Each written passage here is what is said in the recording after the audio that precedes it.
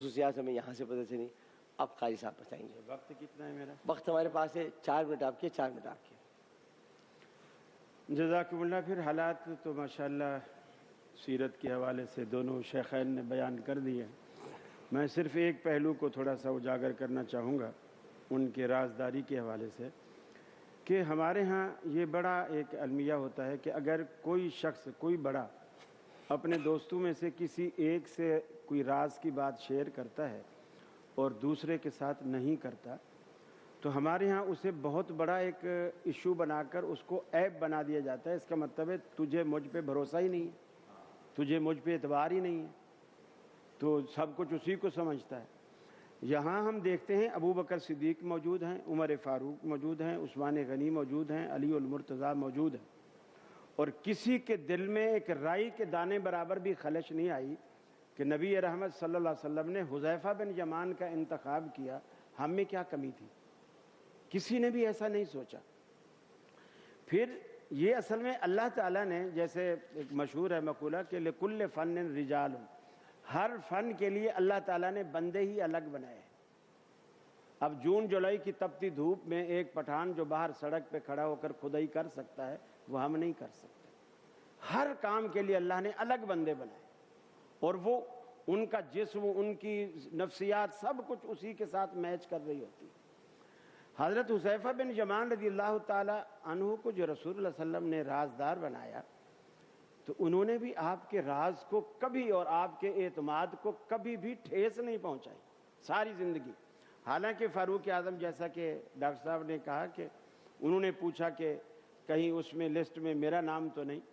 کچھ لوگ جن کے دلوں میں بیماری ہوتی ہے وہ یوں بھی سوچتے ہیں کہ دیکھا حضرت عمر کو اپنے بارے میں شبہ تھا، نعوذ باللہ من ذالک، حالانکہ ایسی بات نہیں۔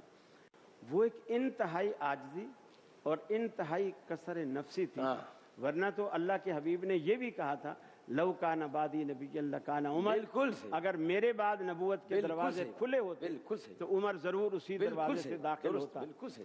تو اس لیے ہمیں صحابہ کرام کی سیرت یہاں بیان کرنے کا جو میں سمجھتا ہوں ہمیں فائدہ ہوتا ہے یا معاشرے کو فائدہ ہوتا ہے، وہ یہی فائدہ ہونا چاہیے کہ ان کی زندگی سے ہم سبق حاصل کریں اور اپنے جو قصور ہیں یا اپنی جو غلطیاں ہیں ان کی اصلاح کریں۔ جناب بسم اللہ الرحمن الرحیم۔ حضرت حذیفہ بن یمان کی خصوصیت یہ تھی کہ آپ منافقوں کو پہچانتے تھے۔ جس کے دل میں کوئی خرابی تھی، جس کے دل میں کوئی کجی تھی، وہ جا کے پوچھتا تھا ایسا تو نہیں ہے کہ کہیں میرا نام اس میں ہوا، اور اسی وجہ سے حضرت حذیفہ کا ایک بہت بڑا مقام ہوا۔ میں سمجھتا ہوں کہ تاریخ کے بہت سے واقعات کو بعد میں تبدیل کیا گیا، اس پر ایسی ایسی چیزیں ڈال کر اس کے راستے کو تبدیل کیا گیا کہ جس کی وجہ سے بہت سی شخصیات جن کے وہ احترامات نہیں تھے، ان کے احترامات اس طرح سے بنائے گئے، اور بہت سی وہ ہستیاں کہ جن کے بہت سے احترامات تھے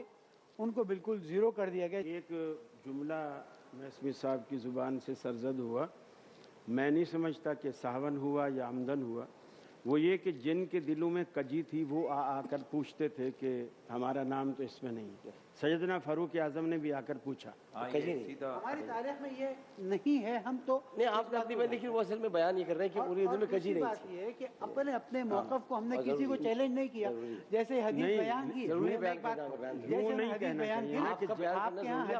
آپ کے حدیث ہے نا کہ اگر رسول اکرم کے بعد کوئی نبی ہوتا تو حضرت عمر، ہمارے یہاں میں نے کبھی چیلنج کیا ان کی بات۔ آپ مگر وہ یہ بتانا چاہ رہے ہیں کہ وہ کجی، انہوں نے اپنی بات بتا دی، لیکن یہ کہ آپ یہی کہنا چاہتے ہیں، اور جو کہ اصل میں تھا کہ وہ صرف اپنی تالیف قلب کے لیے آتے تھے۔ بات یہ ہے، ویسے تو آپ جو مرضی، آپ ظاہر اپنی تاریخ بیان کر رہے ہیں، ہم نے کبھی آپ پہ قدغن نہیں لگایا، لیکن ایک برسبیل تذکرہ جس وقت تذکرہ ہو رہا ہے اور حضرت عمر کا ذکر ہوتے ہوئے کہہ دیا گیا، اس کے ساتھ یہ بہت غلط میسج جا رہا ہے۔ چل اس میسج کو آپ ختم کر دیا کیا اور دوسرے لوگ نہیں آئے؟ میرا مطلب یہ تھا اپنی تاریخ بیان کے واپس لے لیے۔ اور اب بات حقیقت یہ کہ جہاں فاروق اعظم کی بات ہے، سیدھی سی بات ہے، جہاں عشر مبشر آ جائے کچھ بات بچتی نہیں ہے۔ فاروق اعظم جنتی تھے، جنتی ہیں، جنتی رہیں گے، ہم تو خود ان کے محتاج ہیں کہ وہ ہمیں ساتھ اپنے ساتھ جنت میں لے کر جائیں۔ سیدھی بات ہے، ان کو روکنے والے خود رک جائیں گے، وہ کبھی نہیں، بلکہ وہاں جہاں سے گزرتے ہیں شیطانی وہاں سے راستہ بدل دیتا ہے۔